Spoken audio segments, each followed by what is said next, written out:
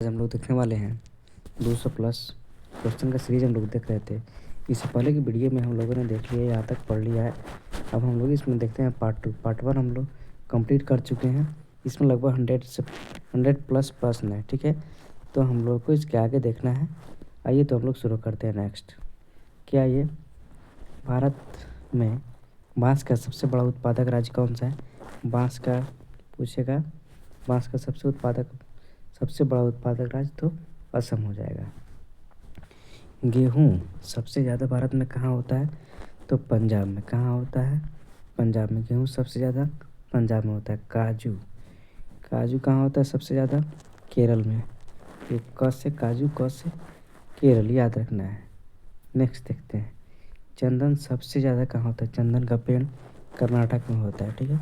आप लोगों ने पुष्पा मूवी देखा ही होगा। झुकेगा नहीं, उसमें कहता है ना, झुकेगा नहीं साला।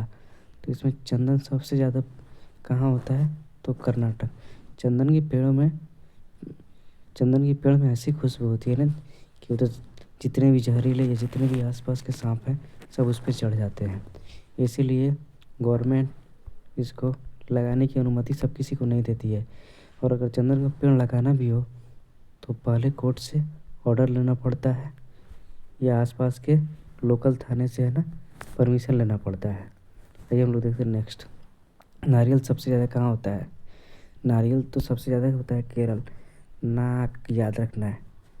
ना से नारियल, क से केरल। नाक ना से नारियल, क से केरल। कहाँ होता है नारियल सबसे ज़्यादा? केरल में होता है। नमक सबसे ज़्यादा कहाँ होता है? नमक गुजरात में होता है। गुजरात का तट भी सबसे बड़ा है। समुद्र तट है ना, गुजरात का पड़ा हुआ है। हल्दी सबसे ज़्यादा कहाँ होता है? हल्दी आंध्र प्रदेश। हल्दी कहाँ होता है? आंध्र प्रदेश सबसे ज़्यादा हल्दी होती है, ठीक है। आंध्र प्रदेश को अंडों की टुकड़ी भी कहते हैं। नेक्स्ट क्वेश्चन में आ ही रहा है, हल्दी सबसे ज़्यादा कहाँ होती है? आंध्र प्रदेश में। नेक्स्ट देखते हैं हम लोग। भारत में अंडे की सबसे ज़्यादा कहाँ होती है? अंडा सबसे ज़्यादा आंध्र प्रदेश में। आंध्र प्रदेश को अंडे की टोकरी कहते हैं। अंडे की टोकरी किसको कहता है? आंध्र प्रदेश को। इसकी राजधानी क्या है? हैदराबाद। इसकी राजधानी कहाँ है? हैदराबाद। हम लोग देखते हैं नेक्स्ट। भारत से कितने देशों की सरहदें मिलती है? तो 7 स्थलीय और 2 जलीय, याद रखना। टोटल 9। 2 जलीय कौन कौन है? तो याद रखना है 2 जलीय। एक श्रीलंका हो गया, एक हो गया श्रीलंका और दूसरा मालदीव। इसको याद रखना है। श्रीलंका और मालदीव 2 जलीय हैं। 7 कौन कौन है? तो आप लोगों को याद रखना है। इसका शॉर्ट फॉर्म क्या है? बचपन में MBA।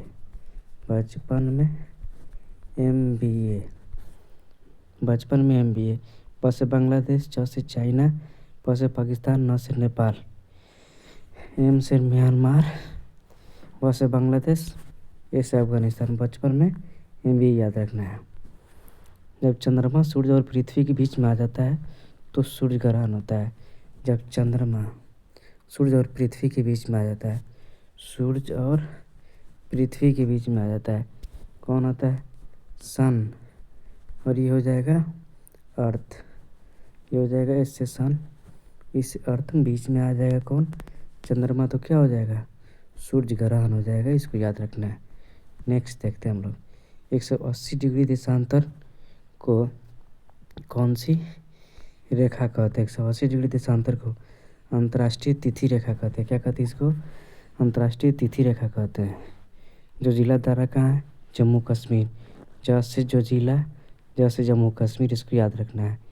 जजीला कहाँ है? जजीला दायरा जम्मू कश्मीर, ठीक है। इसको याद रखना है।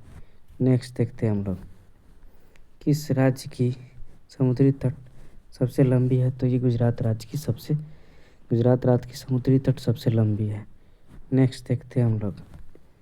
अल जजीरा रेगिस्तान किस देश में है? तो ये सूडान में है। अल जजीरा न्यूज़ चैनल भी है ना। अल जजीरा रेगिस्तान कहाँ है? तो ये सूडान में है, ठीक है। साइलेंट वैली केरल राज्य में। साइलेंट वैली किस राज्य में है? तो ये केरल राज्य में। साइलेंट वैली कहाँ है? केरल राज्य में। इसको याद रखना है, केरल राज्य में। ये देखते हैं नेक्स्ट। सौर मंडल में ग्रहों की संख्या कितनी है? टोटल ग्रह 8 है। ठीक है, याद रखना है। भारत की खोजकर्ता कौन है? वास्को डी गामा 1498 में आया था। भारत की खोज नहीं, भारत की खोज तो बहुत पहले हो गया था, लेकिन वास्को डी गामा भारत के समुद्री मार्ग की खोज किया था। ठीक है, 1498 में वास्को डी गामा ने। भार रेगिस्तान किस राज्य में है? भार नहीं, थार रेगिस्तान होगा। थार रेगिस्तान कहाँ है? राजस्थान में। थार रेगिस्तान कहाँ है?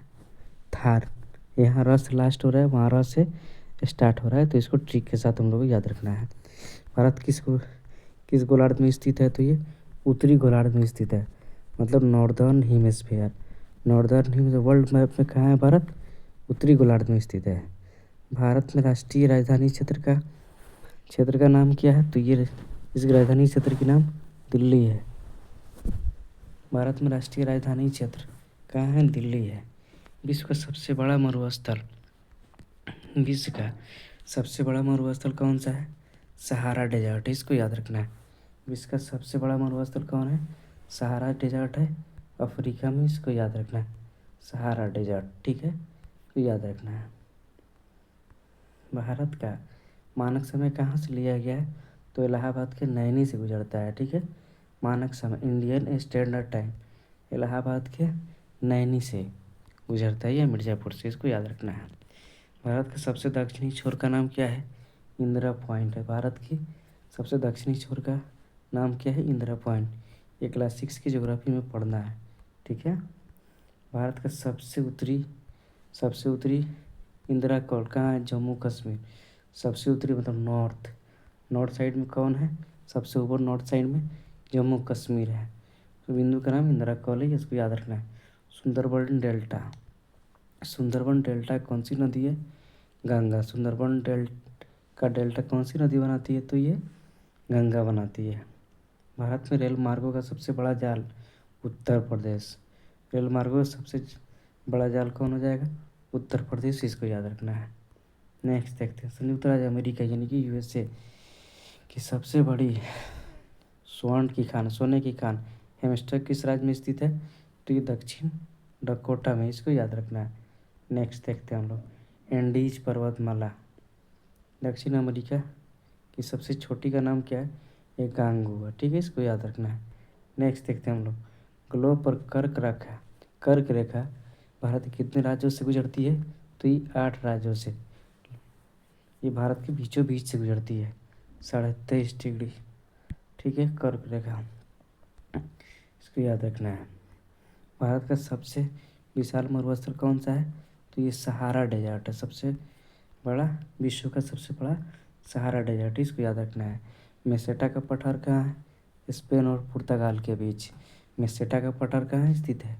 तो स्पेन और पुर्तगाल के बीच। कनाडियन पैसिफिक रेल मार्ग कहाँ तक जाता है? तो ये जाता है हैलीफैक्स से वैंकूवर तक, याद रखना है। नेक्स्ट देखते हैं हम लोग, 1981 में स्थापित भारतीय वन सर्वेक्षण विभाग का मुख्यालय कहाँ है? वन सर्वेक्षण विभाग की स्थापना की गई थी 1981 में। ये कहाँ है? देहरादून में। ठीक है, ब्लैक हिल या ब्लू पहाड़ी और ग्रीन पहाड़ी के नाम से किस देश में स्थित है? ये अमेरिका में है। ठीक है, इसको याद रखना है। ब्लैक हिल, ब्लू पहाड़ और ग्रीन पहाड़ नाम की पहाड़ियाँ किस देश में स्थित है? तो ये अमेरिका में है। चिनाब नदी का उद्गम स्थल कहाँ है? चिनाब नदी का उद्गम स्थल बड़ा लाचला दर्रे में। कहाँ है? बड़ा लाचला दर्रा, इसको याद रखना है। भारत में कोयला प्रचुर मात्रा में कहाँ पाया जाता है? तो गोंडवाना क्षेत्र में पाया जाता है। भारत में कोयला प्रचुर मात्रा में कहाँ पाया जाता है? तो ये गोंडवाना क्षेत्र में पाया जाता है, इसको याद रखना है। हीराकुंड परियोजना किस नदी पर स्थित है? उड़ीसा में है, महानदी पर स्थित है, इसको याद रखना है। नेक्स्ट देखते हैं, रवांडा की राजधानी कहाँ है? किगाली। रवांडा की राजधानी कहाँ है? तो ये किगाली में। रवांडा की राजधानी किगाली में है।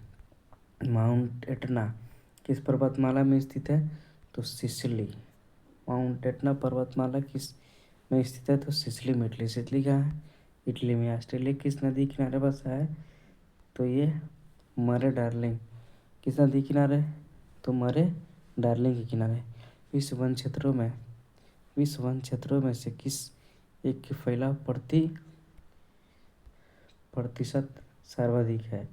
तो ये शीतोष्ण शंकु वृक्षकरी वन के, इसको याद रखना है। कौन सा कारक जलवायु का निर्धारण नहीं करता है? तो देशांतर जलवायु का निर्धारण नहीं करता है। विश्व में चांदी का सबसे उत्पादक देश तो मैक्सिको चांदी का सबसे बड़ा उत्पादक देश है मैक्सिको। बाकू किस लिए प्रसिद्ध है? तो ये खनिज तेल के लिए प्रसिद्ध है। बाकू किस लिए प्रसिद्ध है? तो ये खनिज तेल के लिए प्रसिद्ध है, याद रखना है। कौन सा देश विश्व का सबसे बड़ा ईंधन कास्ट का उत्पादक है? भारत। ठीक है, आगे देखते हैं हम लोग नेक्स्ट। पृथ्वी कितने प्रतिशत भाग पर्वत का विस्तार है? तो ये 27% पे क्या है? पर्वत है। 27% पे पर्वत है, इसको याद रखना है। पर्वतों की ऊंचाई कम से कम कितनी तय की गई है? 600 मीटर। 600 मीटर होगा तभी उसको हम लोग माउंटेन बोलेंगे या पर्वत बोलेंगे, इसको हम लोग को याद रखना है। भारत में खोजा गया सबसे पहला पुराना शहर कौन सा है? हड़प्पा। सबसे पहले और पुराना शहर कब खोजा गया? हड़प्पा। 1921 में दयाराम साहनी ने की थी। ठीक है। स्वराज मेरा जन्मसिद्ध अधिकार है किसने कहा था? बाल गंगाधर तिलक ने कहा था। बीजी तिलक ने, इसको याद रखना है। स्वराज मेरा जन्मसिद्ध अधिकार और मैं इसे लेकर रहूँगा, उन्होंने कहा है। महात्मा गांधी के राजनीतिक गुरु कौन थे? गोपाल कृष्ण गोखले। ग से गुरु किसके? महात्मा गांधी के। ग से गोपाल कृष्ण गोखले, इसको याद रखना है। उत्तरी भारत की प्रथम महिला मुस्लिम शासिका प्रथम कौन थी? रजिया सुल्तान। किसकी बेटी थी? इल्तुतमिश की बेटी थी, इसको याद रखना है। इल्तुतमिश की बेटी थी रजिया सुल्तान। इसका शादी हुआ था अल्तुनिया से। तुम लोग को याद रखना है। हिंदू सभ्यता का पत्तन बंदरगाह कौन सा है? लोथल, इसको याद रखना है। भारतीय राष्ट्रीय कांग्रेस के संस्थापक कौन थे? एओ ह्यूम। 1885 में हुआ था। किसने किया था? WC बनर्जी। पहली बैठक कहाँ हुई थी? बम्बई में हुई थी। कितने सदस्य शामिल थे? 72। इसको भी याद रखना है। महात्मा बुद्ध द्वारा दिए गए प्रथम उस उपदेश को क्या कहते हैं? धर्म चक्र परिवर्तन। कहाँ दिए थे? प्रथम उपदेश सारनाथ में दिए थे, इसको भी याद रखना है। ठीक है। किस वेद की रचना गद एवं पद दोनों होती है? तो यजुर्वेद में गद एवं पद दोनों होती है। गद और पद दोनों होता है यजुर्वेद में, याद रखना है। भारत में पहला समाचार पत्र किसने शुरू किया? सैयद अहमद खान ने, इसको याद रखना है। जेम्स हिक्की ने। इसको याद रखना है। नेक्स्ट देखते हैं हम लोग। स्प्रिंट है। किसके शासनकाल में बौद्ध धर्म 2 भागों में बंट गया था? तो ये कनिष्क के शासनकाल में बौद्ध धर्म 2 भागों में बंट गया था, हनयान और महायान। इसको याद रखना, हनयान और महायान 2 भाग में बंट गया था, इसको याद रखना है। लोधी वंश का अंतिम शासक कौन था? इब्राहिम लोधी। लोधी वंश का अंतिम शासक कौन था? इब्राहिम लोधी। इसको बाबर ने 1526 में हराकर मुगल वंश की स्थापना की। इसको याद रखना है। तो लोधी वंश का अंतिम शासक कौन? इब्राहिम लोधी, इसको याद रखना है। प्रथम जैन संगीति कहाँ हुई थी? तो पाटलिपुत्र में हुई थी। प्रथम जैन संगीति कहाँ हुई थी? पाटलिपुत्र, इसको याद रखना है। किस देश को दिल्ली की सुल्तान को इतिहासकारों ने विरोधों का मिश्रण बताया? मोहम्मद बिन तुगलक को विरोधों का मिश्रण बताया, इसको याद रखना है। ऋग्वैदिक समाज की सबसे छोटी इकाई क्या थी? कुल या परिवार। ऋग्वैदिक समाज की सबसे छोटी इकाई कौन है? कुल या परिवार। किस शासक के पास एक शक्तिशाली नौसेना थी? तो चोल के पास शक्तिशाली नौसेना थी। किसके पास? चोल के पास क्या थी? शक्तिशाली नौसेना थी, इसको याद रखना है। संकीर्तन प्रथा का जन्मदाता कौन है? चैतन्य है, इसको याद रखना है। किस मुगल शासक को आलमगीर कहा जाता था? तो औरंगजेब को आलमगीर कहा जाता था। औरंगजेब कौन थे? शाहजहाँ के बेटे थे। शाहजहाँ का बेटा कौन? औरंगजेब, इसको याद रखना है। ठीक है, इनको आलमगीर कहा जाता था। शहीद आजम किसको कहा जाता है? भगत सिंह को। भगत सिंह को क्या कहता है? शहीद आजम कहा जाता है। साइमन कसीम साइमन कमीशन के विरुद्ध प्रदर्शन के दौरान किए गए लाठीचार्ज किस राजनेता की मृत्यु हो गई? तो लाला लाजपत राय की मृत्यु हो गई। नेक्स्ट देखते हैं, वहाबी आंदोलन के प्रवर्तक कौन थे? सैयद अहमद खान थे। वहाबी आंदोलन के प्रवर्तक कौन थे? सैयद अहमद खान थे। इसको याद रखना है। नेक्स्ट देखते हैं, महात्मा गांधी की हत्या हुई थी 30 जनवरी 1948 को। किसने किया था? नाथूराम गोडसे ने। नाथूराम गोडसे ने किया था। ठीक है, हम लोग बूढ़े आदमी को धक्का तक नहीं देते हैं, लेकिन ये नाथूराम गोडसे ने महात्मा गांधी को 30 जनवरी 1948 को मारा था गोली। ठीक है, नेक्स्ट देखते हैं हम लोग, वह प्राचीन नाम क्या है जिसे पटना पटना नगर के नाम से जाना जाता है? तो ये पाटलिपुत्रा है। नेक्स्ट देखते हैं हम लोग, प्रसिद्ध यात्रा का नाम, गांधी जी की प्रसिद्ध यात्रा का नाम क्या था? दांडी यात्रा। कब हुआ था उनकी? 1930 में हुआ था। ठीक है, नेक्स्ट देखते हैं, निम्नलिखित में से किसने सीमांत गांधी कहा जाता है? तो खान अब्दुल गफ्फार को सीमांत गांधी कहा जाता है। नेक्स्ट देखते हैं, वंदे मातरम गीत के लेखक कौन है? बंकिम चंद्र चटर्जी। और राष्ट्रगान जन मन गण के रविंद्रनाथ टैगोर। याद रखना है। वह भारतीय जो स्वतंत्र भारत का पहला गवर्नर था। स्वतंत्र भारत का पहला गवर्नर सी गोपालाचारी। देखिए, स से स्वतंत्र भारत और स से सी गोपालाचारी। याद रखना है। सर्वप्रथम किसने कहा था स्वराज मेरा जन्मसिद्ध अधिकार है और मैं इसे लेकर रहूँगा? किसने कहा था? बाल गंगाधर तिलक ने कहा था। अब नेक्स्ट देखते हैं हम लोग, मोहनजोदड़ो किस नाम से जाना जाता है? माउंट ऑफ डेड, मतलब मृतकों का टीला। मृतकों का टीला के नाम से जानते हैं किसको? मोहनजोदड़ो को। नेक्स्ट देखते हैं, शाहनामा किसके लेखक है? तो ये फिरदौसी की। ठीक है, आगे देखते हैं, फतेहपुर सीकरी की स्थापना का श्रेय अकबर को दिया जाता है। फतेहपुर सीकरी की स्थापना का श्रेय किसको दिया जाता है? तो अकबर को दिया जाता है। ये गुजरात विजय के उपलक्ष्य में इन्होंने फतेहपुर सीकरी का निर्माण किया था। आगे देखते हैं, अंतर्राष्ट्रीय मुद्रा कोष IMF का मुख्यालय कहाँ है? देखते हैं इसको, वाशिंगटन DC में है। ठीक है, आगे देखते हैं, रेबीज के टीका की खोज किसने की? Louis Pasteur. ये कुत्ता के काटने पे ये टीका दिया जाता है। कुत्ता के काटने पे रेबीज का टीका दिया जाता है। आगे देखते हैं, सुपीरियर झील कहाँ स्थित है? अमेरिका में। सुपीरियर झील कहाँ स्थित है? अमेरिका और कनाडा में। इसको याद रखना है। भारत का नेपोलियन कहाँ है? किसको कहा जाता है? समुद्रगुप्त को। समुद्रगुप्त के बारे में कहा जाता है कि इनका जो घोड़ा था वो तीन तीन समुद्र का पानी पीता था। 3 समुद्र का पानी पीता था समुद्रगुप्त का घोड़ा। नेक्स्ट देखते हैं, स्वाइन फ्लू विषाणु से फैलता है H1N1 से। ठीक है, और बर्ड फ्लू बोलेगा, बर्ड फ्लू तो ये H5N1। याद रखना है। विश्व स्वास्थ्य संगठन का मुख्यालय कहाँ है? जेनेवा। विश्व स्वास्थ्य संगठन मतलब WTO के मुख्यालय कहाँ है? हेडक्वार्टर तो ये जेनेवा स्विट्जरलैंड में। इसको याद रखना है। भारत पाकिस्तान सीमा रेखा को किस नाम से जानते हैं? तो रेड क्लिफ रेखा। रेड क्लिफ रेखा के नाम से जानते हैं भारत पाकिस्तान के सीमा को। ठीक है, आगे देखते हैं, अब भारत और चाइना के बीच की रेखा को मैकमोहन रेखा कहते हैं। ठीक है, और पाकिस्तान अफगानिस्तान का पूछेगा, पाकिस्तान अफगानिस्तान का पूछेगा तो इसको कहते हैं डूरंड रेखा। डूरंड लाइन या रेखा, डूरंड रेखा। आगे देखते हैं नेक्स्ट, भारत ने पहला परमाणु परीक्षण कब और कहाँ किया था? 14 मई 1974 को राजस्थान के पोखरण में। इसको याद रखना है। विश्व का सबसे ऊंचा पठार कौन सा है? तिब्बत का पठार या पामीर का पठार? इसको याद रखना है। विश्व का सबसे ऊंचा पठार कौन सा है? तिब्बत का पठार या पामीर का पठार? नेक्स्ट देखते हैं, ओलंपिक में पदक जीतने वाली प्रथम भारतीय महिला कर्नम मल्लेश्वरी। ओलंपिक में पदक जीतने वाली भारत की प्रथम महिला कौन है? कर्नम मल्लेश्वरी। इसको याद रखना है। भारतीय संविधान संशोधन देखेंगे हम लोग।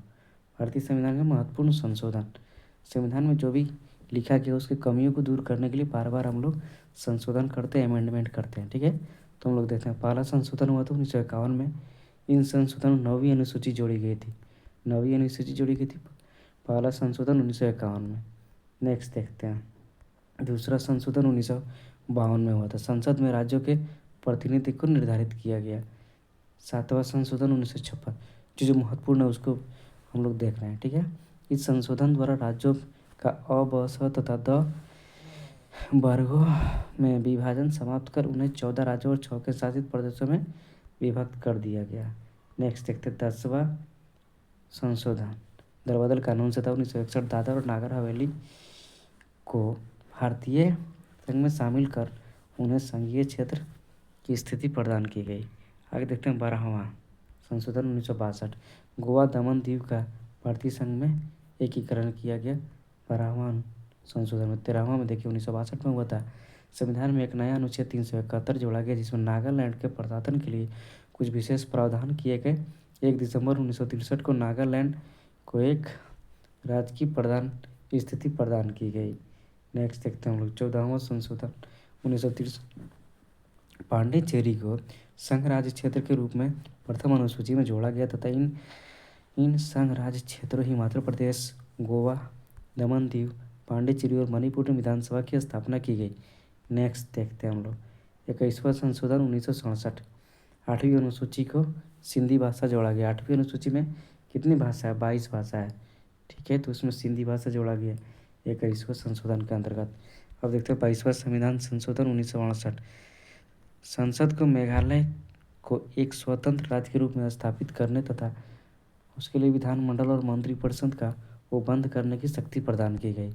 नेक्स्ट देखते हैं हम लोग 24वां संशोधन 1971। संसद को मौलिक अधिकारों सहित संविधान के किसी भी भाग में संशोधन का अधिकार दिया गया। नेक्स्ट देखते हैं हम लोग 27वां संशोधन 1971। उत्तर पूर्वी क्षेत्र के 5 राज्यों तत्कालीन असम, नागालैंड, मेघालय, मणिपुर और त्रिपुरा तथा 2 संघीय क्षेत्रों मिजोरम और अरुणाचल प्रदेश का गठन किया गया तथा इनमें समन्वय और सहयोग के लिए पूर्वोत्तर की एक समान परिषद की स्थापना की गई। 31वां संशोधन 1974। लोकसभा की अधिकतम संख्या 545 की गई। इसमें 543 निर्वाचित और 2 राष्ट्रपति द्वारा मनोनीत किया गया, मनोनीत होंगे। ये 31वां संविधान संशोधन 1974 के द्वारा कहा गया। अब देखते हैं 36वां संविधान संशोधन 1975। सिक्किम को भारतीय संघ में 22वें राज्य के रूप में उसको प्रवेश दिया गया। अब देखते हैं 37वां संविधान संशोधन 1975। अरुणाचल प्रदेश व्यवस्थापिका तथा मंत्रिपरिषद की स्थापना की गई। नेक्स्ट देखते हैं 42वां संविधान संशोधन 1976। इसमें लघु संविधान की संज्ञा दी गई। नेक्स्ट देखते हैं हम लोग महत्वपूर्ण दिवस जो कि बार बार एग्जाम में पूछे जाते हैं। बार बार एग्जाम इसमें वैसे शामिल किया गया महत्वपूर्ण को जो बार बार एग्जाम में पूछे जाते हैं। थल सेना दिवस कब मनाते हैं? तो ये 15 जनवरी को थल सेना दिवस यानी कि आर्मी, ठीक है। 15 जनवरी। गणतंत्र दिवस सब कोई जानता ही है। 26 जनवरी को शहीद दिवस। 30 जनवरी को महात्मा गांधी को इसी दिन नाथूराम गोडसे ने गोली मारा था, तो इसीलिए हम लोग 30 जनवरी 1900 कब गोली मारा था महात्मा गांधी को? 30 जनवरी 1948 को।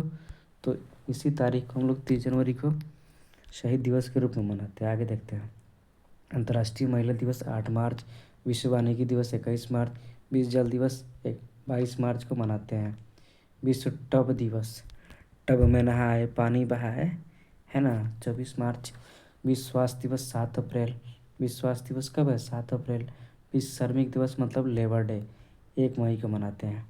रेड क्रॉस दिवस कब मनाते हैं? 8 मई को हम लोग क्या मनाते हैं? रेड क्रॉस दिवस। नर्स दिवस 12 मई को मनाते हैं। विश्व दूरसंचार दिवस 17 मई को हम लोग मनाते हैं। विश्व तंबाकू रोधी दिवस 31 मई को मनाते हैं। विश्व पर्यावरण दिवस हम लोग 5 जून को मनाते हैं। नेक्स्ट देखते हैं हम लोग विश्व रक्तदान दिवस 15 जून को मनाते हैं। सांख्यिकी दिवस, राष्ट्रीय सांख्यिकी दिवस 29 जून को। विश्व जनसंख्या दिवस 11 जुलाई को मनाते हैं। अब देखते हैं विश्व स्तनपान दिवस 1 अगस्त को। स्वतंत्रता दिवस 15 अगस्त को। राष्ट्रीय खेल दिवस 29 अगस्त को मनाते हैं। शिक्षक दिवस 5 सितंबर को मनाते हैं सर्वपल्ली राधाकृष्णन के जन्मदिन पर। राष्ट्रीय साक्षरता दिवस 8 सितंबर को मनाते हैं। नेक्स्ट देखते हैं हिंदी दिवस 14 सितंबर को, ओजोन परत रक्षण दिवस 16 सितंबर को, विश्व पर्यटन दिवस 27 सितंबर को मनाते हैं। अंतर्राष्ट्रीय वृद्धजन दिवस 1 अक्टूबर को, विश्व वन प्राणी दिवस 6 अक्टूबर को, वायुसेना 8 अक्टूबर को। ठीक है। विश्व डाक दिवस 9 अक्टूबर को मनाते हैं। ये डाक दिवस कब? 9 अक्टूबर को। विश्व खाद्य दिवस 16 अक्टूबर को, संयुक्त राष्ट्र दिवस 24 अक्टूबर को, बाल दिवस 14 नवंबर को। ठीक है। नेक्स्ट देखते हैं हम लोग। विश्व मधुमेह दिवस 14 नवंबर को, विश्व एड्स दिवस 1 दिसंबर को, नौसेना दिवस 4 दिसंबर को, नागरिक सुरक्षा दिवस 6 दिसंबर को, झंडा दिवस 7 दिसंबर को मनाते हैं। अंतर्राष्ट्रीय मानवाधिकार दिवस 10 दिसंबर को, किसान दिवस 23 दिसंबर को, राष्ट्रीय उपभोक्ता अधिकार दिवस 24 दिसंबर को मनाते हैं। नेक्स्ट देखते हैं। तो इसी के साथ हम लोग का ये वीडियो कंप्लीट होता है। जितने भी महत्वपूर्ण क्वेश्चन थे हम लोग इसमें देख चुके हैं। अगर वीडियो आप लोगों को पसंद आया हो तो आप लोग लाइक और सब्सक्राइब कर दीजिएगा और शेयर कर दीजिएगा। और किसी को अगर PDF चाहिए तो मैसेज करेगा 92 792 96 200 पे। ठीक है। 92 792 96 200 पे आप लोग व्हाट्सअप कीजिएगा, हाय लिखकर, ये PDF मिल जाएगा। तब तक के लिए इतना ही।